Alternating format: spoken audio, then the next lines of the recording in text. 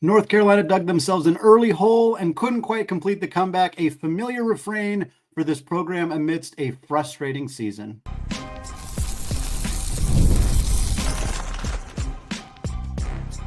You are Locked On College Basketball, part of the Locked On Podcast Network. Your team every day. What's up, folks? Happy Thursday. Happy 2025. And welcome into the Locked On College Basketball Podcast, a daily national college hoop show, part of the Locked On Podcast Network, your team every day. I am your host for today's show, Andy Patton, and you are joining at the place to get your college basketball content every single day from January to December here on Locked On College Basketball. I want to thank all of you who have made the show your first listen or your first watch of the day, and remind you all to check out the show ad-free on Amazon Music. And also give a special shout out to those not only those everyday listeners, but those of you hanging out with us in the Locked On College Basketball Discord channel. Folks, Louisville took down North Carolina in one of 4 ACC matchups on New Year's Day. We're going to talk about each of them. Plus, LeBron James's youngest son commits to a Big 12 school. UConn sees a starter go down with an injury. And we preview all of today's action, including a big-time ranked-on-ranked battle taking place in the Big Ten. We start the show with the ACC action on New Year's Day, starting with the Louisville Cardinals. Pat Kelsey's club picking up a major win at home. They've played some big-time marquee opponents at home this year, but have been struggling to get a W in front of the home crowd, who is just antsy to have something really fun to celebrate at home in the following the Kenny Payne era. They get that win on Wednesday against Hubert Davis and the North Carolina Tar Heels. 83-70 is the final score. The Tar Heels, this is the story of their season. They have gotten down double digits, or I think my co-host Isaac Shade tweeted this, posted this on social media. I believe North Carolina has been down to every power conference team they have played and Dayton. That's 9 total teams that they have played. They've been down by 8 or more points in every single one of those games. You think, okay, well, as long as they keep coming back and finding a way to win, it doesn't matter. Well, they're 3-6 in those 9 games. They're not doing that at the level that they need to be doing it at. They did beat UCLA. That's a nice win. That's going to continue to age well. Georgia Tech, not exactly a great win. Meanwhile, they have some, Dayton's the other big win there, and then they lose this game here to Louisville. Again, they had opportunities to win this one. They went on a nice run towards the end of the game. They were down as many as 11. They cut it all the way down to 1. And after that, Chucky Hepburn, who'd kind of taken over prior to that, really put this thing on ice. He went 7 of 7 from the free throw line in the final 3 minutes of this game, finishes the contest with 26 points, 7 assists. He was 5 of 8 from the field. And the reason he scored 26 points is because he had 16 of them at the free throw line, 16 of 20 from the stripe in this game. Rain Smith, coming off the bench, transfer who followed Coach Kelsey from Charleston to Louisville, 17 points off the bench, 3 steals for him. Louisville up to 9-5 on the year. They've won 3 straight after that loss to Kentucky in that rivalry game. Meanwhile, North Carolina down to 8-6 on the year, 2-6 against power conference opponents.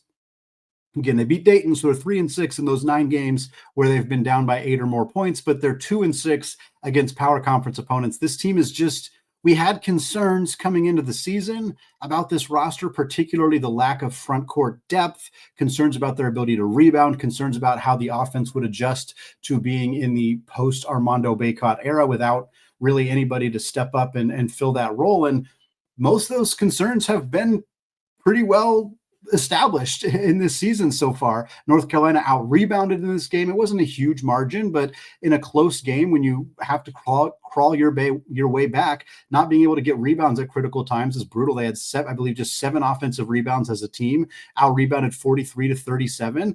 And this team is so reliant on the backcourt to do the damage offensively. And when they're not doing it, it's just hard for them to secure the kind of victories they want to get. And we see Seth Trimble's out, and you see that impact not just offensively not having him in the mix, but defensively as well. I think they probably would have done a better job against Chucky had they had Trimble in this game. But when you don't have Seth Trimble, when RJ Davis scores 12 points on 14 shot attempts, 4 of 14 from the field, including just 1 of 5 from 3, it's going to be hard for this team to beat just about anybody. The freshmen stepped up in a major way. Ian Jackson had 23 points. Drake Powell had 14. Nice to see those two players who kind of started the season a little bit.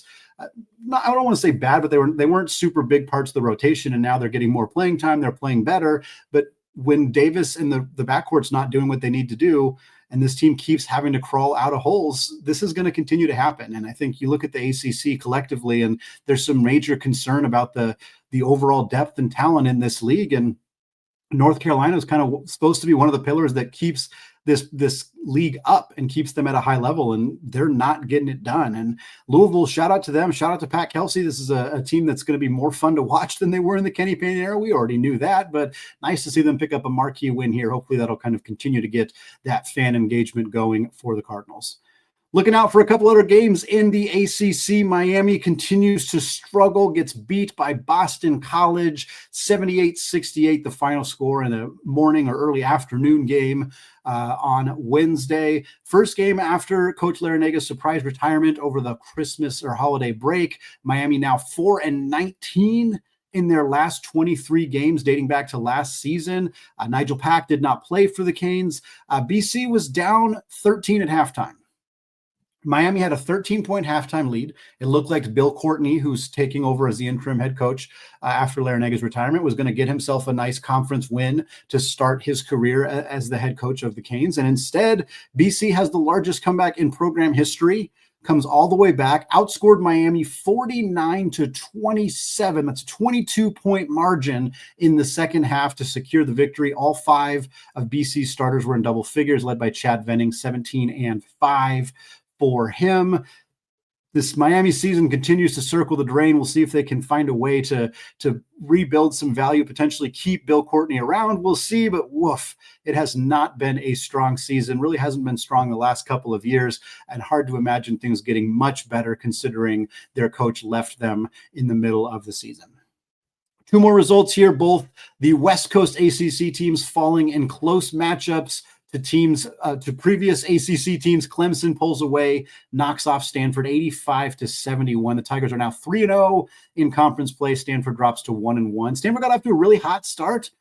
They were up, I think, 25-18, 27-18, something like that. And the first few minutes of the game were red hot from the field. Eventually, Clemson came back. They ended up going into halftime with a 2-point lead and just coasted in the second half. Cardinal went completely cold from the field. Chase Hunter, 22 points to lead the Tigers. Victor Locken had 11 points and 7 boards, along with 5 blocks.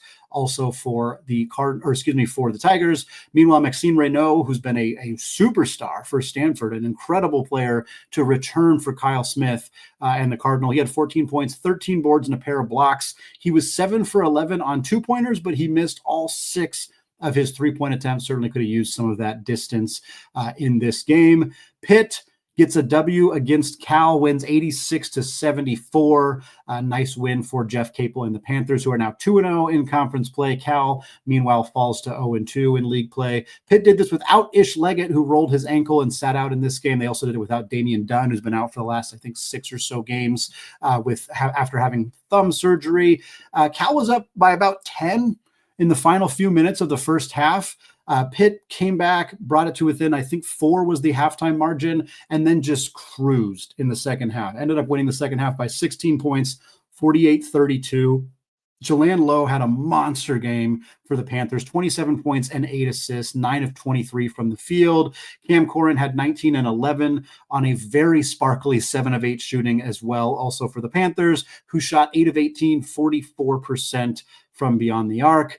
Meanwhile, Jeremiah Wilkinson coming off the bench for Cal has 24 points, going 10 of 11 from the free throw line. Andrei Stojakovic, 19 points on 10 of 12 from the line. A lot of free throws in this game, 44 combined fouls, lots of technical fouls. It was a bit of a messy game, but Pitt secures the victory, takes down a Cal team that is probably not going to win a lot of games in conference play, but they're not going to roll over for pretty much anybody. Duke might have a good chance of beating Cal wire to wire in a 40-minute game, but this Golden Bears team, they're going to be a problem, even if they don't end up winning all that many games, at least because they're going to be physical and they're going to push you around a little bit, which is what we saw in this game for the Panthers on Wednesday. Well, UConn took care of business at DePaul, but lost a key starter to an injury. We're going to give you the latest as we're recording right now on Liam McNeeley. All that coming up in just a second. But first, folks, the NFL playoffs are here, and it's not too late to get in on the action with FanDuel, America's #1 sportsbook. Right now, new customers can finish the season strong with $250 in bonus bets if your first $5 bet is a win. FanDuel has so many ways for you to pick up a W. Right now, Penny Hardaway, their Memphis team, is going on the road to take on Florida Atlantic to start American Athletic Conference play. They are 3.5-point favorites at FanDuel. Main question for Penny Hardaway and this team, can they avoid a second half collapse like they did last year? We're going to talk more about that game to close out the show. But if you like those odds, if you like any of the other odds we're going to talk about in Thursday's preview, just go to FanDuel.com to join today. As a reminder, you will get started with $250 in bonus bets if you win your first $5 bet. Make every moment more with FanDuel, an official sportsbook partner of the NFL. All right, folks, segment 2, still Andy Patton, still Locked On College Basketball Podcast, talking about a pair of Big East results from Wednesday, as well as a commitment for Bryce James, LeBron James' youngest son, as well as an undefeated season that has come to an end for the Drake Bulldogs. Will start with the UConn Huskies cruising past DePaul 81-68. Not a ton to say about this game. UConn moves to 3-0 in the Big East. DePaul moves to 0-3 in the Big East. As we expected, we're happy to see DePaul playing some better basketball than they did last year under Tony Stubblefield, but they're still not expected to do a ton in conference play this year, maybe pick off a team or two, but wasn't expecting them to win this one over UConn. The main story in this game was the injury to Liam McNeeley. He exited the game in the second half with an ankle injury. He's going to have an MRI. By the time you're listening to this, has had an MRI. The latest is that, according to John Rothstein, he is not expected to be out long-term, but it is unlikely he will play in UConn's next game, which is January 5th against Providence. So expect McNeeley to be out for that game against the Friars, but ideally for Danny Hurley and the Huskies, that is the only time he is absent. Would expect to see more Jalen Stewart, sophomore from Seattle, who's been a very good piece off the bench for this team this year. I wouldn't be surprised if we see more of Aiden Mahaney as well, at least for that Providence game and potentially going forward, depending on how long McNeeley is out. Villanova stormed back to pick up a victory over Butler, 73-65. Folks, Butler had a 13-point lead, not at halftime, not early in the second half. Butler had a 13-point lead with 6 minutes to go. And Kyle Neptune's team went on a 22-1 run to close out the game and pick up a victory. It's easy to look at that result and talk about what it means for Butler. It's a catastrophic loss. It is just the kind of frustration that you just cannot have it happen. It puts Butler in a situation where they're now 7-7 on the season, and they have not won a game yet in Big East play, down to 0-3. But folks, we got to give a shout out. We have been very critical of Kyle Neptune and Villanova on this show, and I think for the most part, justifiably so. The results have not been there for Villanova, but I can say with absolute confidence that Villanova doesn't win this game last year. This is a kind of result that shows that perhaps there is some growth for this Villanova team. Perhaps there's some growth for Kyle Neptune. Is storming back from a 13-point deficit against Butler early in conference play enough for Coach Neptune to keep his job? No, not necessarily, but it is a promising sign that things are getting better. And if they continue to get better, maybe we have a different conversation at the end of the season. Eric Dixon continues to play like an All-American, 28 points for the big man. He also had 4 boards and 3 assists. He was 10 of 20 from the field, 5 of 10 from beyond the arc.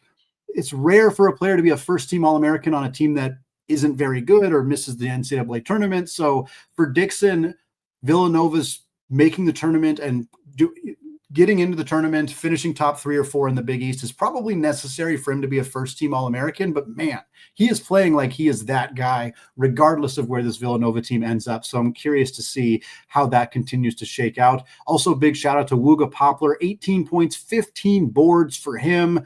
Jordan Longino had 12.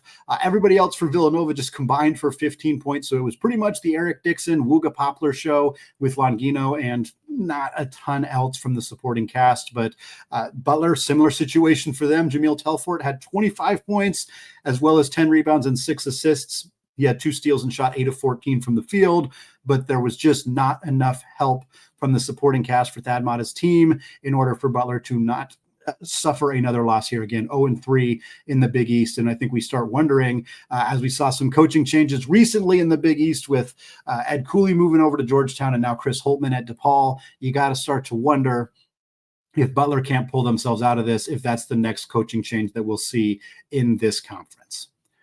Well, if we are not talking about coaches that are going to potentially replace people yet, but if Butler has a job opening, they, like many other programs, are probably going to take a long, long look at Ben McCollum, the head coach of the Drake Bulldogs, who up until recently was undefeated, was one of the 4 remaining undefeated teams in college basketball. Drake, along with Florida, Tennessee, and Oklahoma, all out of the SEC. Unfortunately, Drake's undefeated season came to an end on New Year's Day.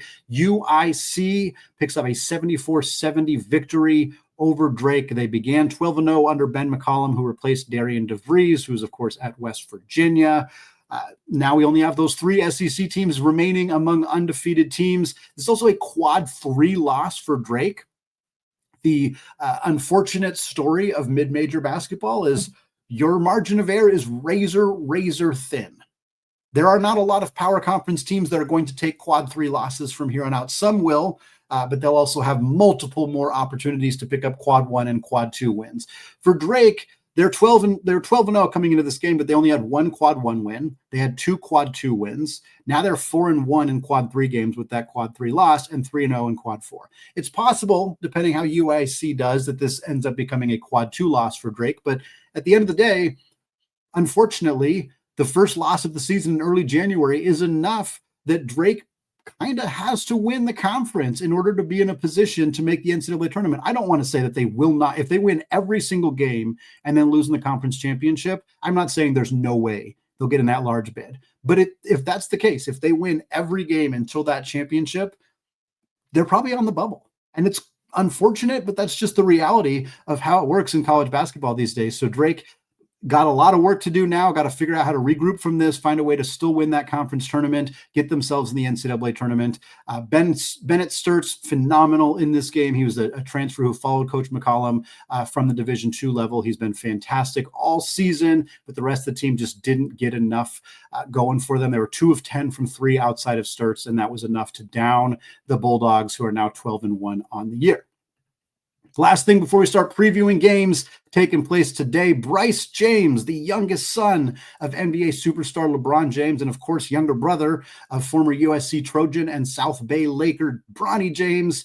Bryce James has committed to the Arizona Wildcats. So we got a pair of James brothers who are going to former Pac-12 schools, as Bronny spent a year at USC in the final year of the Pac-12. And now Bryce commits to Tommy Lloyd and the Wildcats in the class of 2025. It was a subtle commitment. There wasn't a lot of press. There wasn't a lot of fanfare, probably a bit of fatigue on the James family after all of the press and media that has gone towards Bronny James in the last calendar year. It's also worth noting that while many disagreed with how regarded Bronny was coming out of high school, particularly with how he didn't perform at USC, Bronny was a much, much, much more highly regarded prospect out of high school than his younger brother, Bryce. Bronny was around 30th in most of the composite rankings from 247 and On3 to around 30th in that 2023 class. Bryce is 257th using the 247 Sports' composite rankings, 257th in the 2025 class. He's a 3-star prospect, 46th ranked shooting guard in the country, 30th ranked prospect in California. He's at Sierra Canyon High School, the same high school as Bronny. He came off the bench this year. He's 6'4" guard, so he's an undersized guard. Doesn't do a whole lot. He's a good 3-point shooter. That's kind of the extent of what we know. He's young. He's a young player who is a developmental piece, who is a decent 3-point shooter. People like to say, oh, well, if he had a different last name, he probably wouldn't be. Yeah. If Bryce James was not related to LeBron James, he would not be going to Arizona. I don't think that that's a particularly controversial statement. I don't think that it is, necessarily bashing him or anything like that. It's just the reality of the situation. Maybe he is a prospect that can develop. Maybe he is just a name to bring some more recognition to Arizona. Who knows? we'll see what happens here with Bryce. I don't expect him to play much as a freshman. I'm not sure what the future will hold for him. Again, perhaps there's still some development to be done there. He would not be the first player who's not ranked well or ranked at all by recruiting services to have a good college basketball career, so certainly can't write him off yet. He's the second commitment in the 2025 class for Tommy and Arizona, behind 6'8" four-star forward Dwayne Aristoti. So two players now in that 2025 class, as Bryce James, the youngest of LeBron's kids, makes a commitment on New Year's Day. Well, folks, we got 3 games featuring ranked teams on Thursday, including a big-time Big Ten battle taking place in Eugene. We'll get you a preview of that game and a few others on Thursday coming up here in just a second. But first, folks, I love going to live events, whether it's different sporting events or concerts or theater shows or comedy. And now Game Time has made it even easier to get tickets for your favorite events with their new feature, Game Time Picks. This feature filters out the fluff to show you only incredible deals on great seats so that you have to waste your time searching through thousands of different tickets. I use the Game Time app to get tickets to see Purdue at Oregon as a Christmas present for my dad. And with Game Time Picks, I found amazing deals and could even see the view from my seat before buying. The super deal was particularly impressive, offering great seats at unbeatable prices. Plus, the app's all-in pricing shows the total cost up front with no surprise fees at checkout. Notre Dame hosts North Carolina this Saturday. Currently, you can get tickets on Game Time for just $32 a piece in Section 115. So, folks, take the guesswork out of buying tickets with Game Time. Download the Game Time app now, create an account, and use code LOCKEDONCollege for $20 off your first purchase. Terms do apply. Again, create an account, redeem code LOCKEDONCollege for $20 off. Download Game Time today. Last-minute tickets, lowest prices, guaranteed.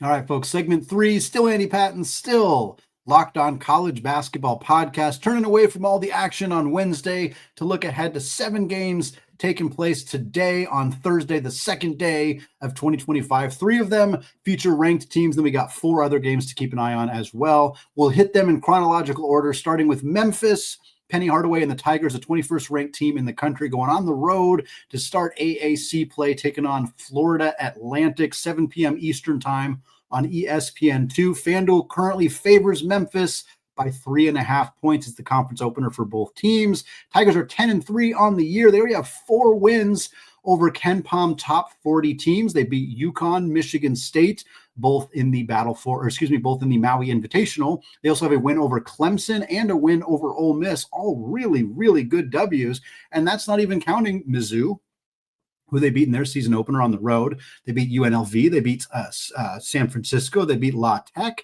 They beat Virginia. That's a lot of good wins for Penny Hardaway and the Tigers. 2 of their 3 losses are completely excusable. They lost to Auburn, one of the best teams, if not the best team in the country. They lost to Mississippi State. Chris Jans' team is one of the big surprises in college basketball this year. Their other loss is the problem, a home loss to Arkansas State. That stings, but this team has a very solid resume already. But we saw this last year, and then they really faltered in conference play.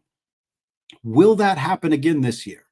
Big question, and we get a glimpse at the answer in this game against FAU. They're 7-6 on the year under new coach John Jackas, who is replacing Dusty May, who, of course, moved over to Michigan. The Owls, 7-6, like we said. They got a nice win over Liberty. They also beat Oklahoma State, Texas State, and Indiana State. But they have the 2 overtime loss to Charleston. They lost to Drake, who everybody has lost to except UIC. They also lost to Seton Hall, Florida Gulf Coast, Michigan State, and Central Florida. I really like this FAU roster. Baba Miller has been playing some good ball for them. Really excited to see how he looks against this Memphis team. I like Memphis. I like Memphis to not only win, but to cover the spread here. But this should be a fun battle to start AAC play. Next couple games all taking place in the Big Ten. Purdue, 20th ranked Boilermakers, going on the road to take on Minnesota, 8 Eastern time on FS1. Purdue favored by 7.5 in this one. They started the season 7-1, but have actually gone 2-3 in their last 5 games. 2 road losses at Marquette and at Penn State. They also lost to Texas A&M and Auburn on neutral floors, but they got some great wins.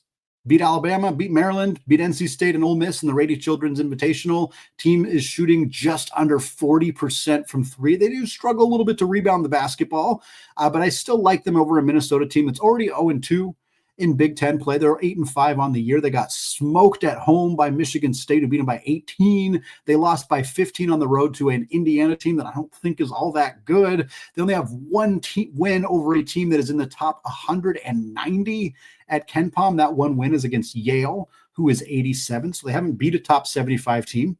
They've only beat one team in the top 190. So I like Purdue. I like Purdue to go in and get a W here. They've struggled a little bit on the road. Everybody struggles in conference road games. It's not easy to go win a conference road game, which is why I think the line is fairly close. But I don't think this Minnesota team has the horses. They got Dawson Garcia. I don't think they got enough else to take down this Purdue team. Our last game featuring ranked teams is our best one. Illinois, the 22nd ranked Illini, going on the road all the way out to Eugene, Oregon to take on the number 9 ranked Ducks. Dana Altman's team is rolling right now. This game is at 10 Eastern time on FS1. FanDuel favors those Ducks by 2.5 points.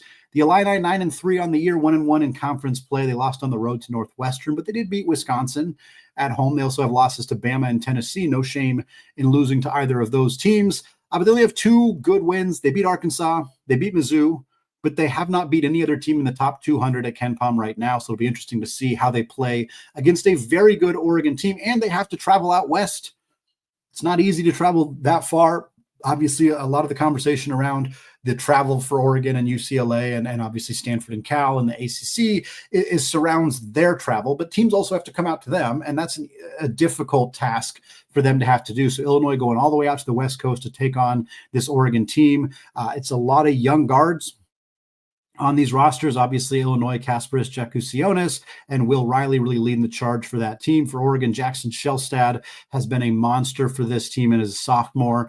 They also have TJ Bamba, who's not a young guard. He's been around the block, started at Wazoo, spent last year at Villanova, but should be fun to see the guards duke it out in this game. I think that's going to be the most telling part of who gets a W here between these two teams.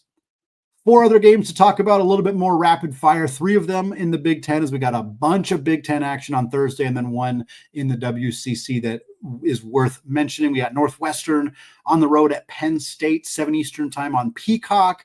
FanDuel favors the Nittany Lions by 5.5. They've been playing some pretty good ball this year. Penn State has already picked up some big wins.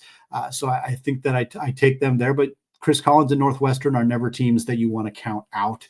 Rutgers going on the road at Indiana, 8:30 Eastern time. That's on Peacock. FanDuel does not have a line for that game. Going to be interesting to see how Rutgers superstar freshmen Dylan Harper and Ace Bailey perform against an Indiana team that seems to still be searching for their identity. We now had a controversy with Umar Ballo getting benched because he reportedly with a lower body injury, but there was some indication that he may have been out celebrating over the weekend and may have gotten benched because of that. There's some social media posts indicating that at least. But for this Indiana team, they're not utilizing Mackenzie Mbako very well. Malik Renault hasn't played as expected. And Rutgers has been really two-dimensional with just Harper and Bailey. But even on a road situation, I kind of like Rutgers to go in and beat Indiana in Bloomington. I think if that happens, the calls for Mike Woodson's job, the calls about this Indiana team are going to get even louder, if you can believe it. But we'll see what ends up happening in this one. Rutgers certainly not a team that I'm super confident in outside of the 2 superstars. Got Maryland at Washington. We talked about these challenges for Illinois going on the road to take on Oregon. Let's just pause for a second and just picture a map of the United States and picture where Maryland is, and then picture where Seattle, Washington is. It is bonkers that those teams are in the same conference and that they play each other in a conference situation. Just a really long plane flight for Memphis to get all the way out to Montlake, to Seattle to take on Danny Sprinkle and the Huskies. Despite the super long travel schedule, Maryland is favored by 7.5, and they should be because this UW team is just not very good. Great Osibor has not played like the player he was at Utah State. And without Great Osibor playing like a legitimate All-American, this UW team was always kind of destined to be a bottom feeder in the Big Ten. And I would be surprised if we get any result out other than that. Last but not least, the non-Big Ten game here. Oregon State, the Beavers going on the road to take on the LMU Lions in conference play. Again, Oregon State now a member of the WCC for this season and next season before they then rejoin the Pac-12 alongside a litany of current Mountain West schools and Gonzaga. Wayne Tinkle's team has been playing some pretty good ball this year. LMU really struggling. Oregon State favored by 5.5 in one of their first road games of the new conference play. This game is at 10 Eastern time and will be on ESPN+. It's going to wrap it up for me today here on the Locked On College Basketball Podcast. Some fun game action taking place on Thursday. Isaac and I will be back with you all on Friday to recap the action and get you ready for an exciting week of games. A lot of really, really fun conference matchups coming your way this weekend. I know Florida and Kentucky is a big one. There's some other really fun games taking place this weekend as well. Thanks again, folks, for listening. As always, we want to say apologies to the Lawyer family. Didn't get a mention for them there. Let's go Wildcats. Maybe Northwestern can take down Penn State. And until tomorrow, peace out.